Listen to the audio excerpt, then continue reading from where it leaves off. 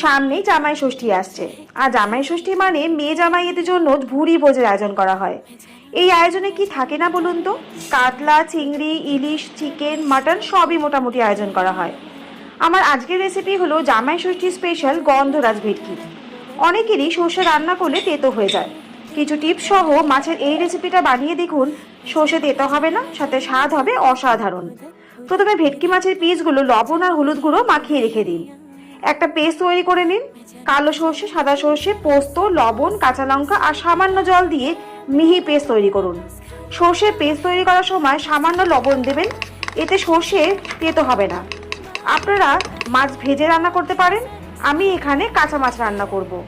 এবার একটা পাত্রে দিন ফ্যাটানো টক দই, লবণ, হলুদ গুঁড়ো, সামান্য লঙ্কার গুঁড়ো আর তৈরি করে রাখা পেস্ট দিয়ে ভালো করে মিশিয়ে নিন।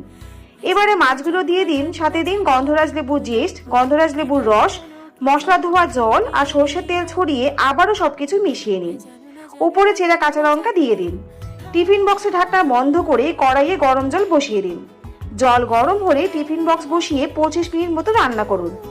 গরম ভাতের সঙ্গে একটা কাঁচা লঙ্কা মেখে খেয়ে দেখুন, স্বাদ ভুলবেন না। জামাই ষষ্ঠীতে এই রেসিপিটা জামাইয়ের পাতে দিন, একটু হলেও ভাত বেশি খাবে।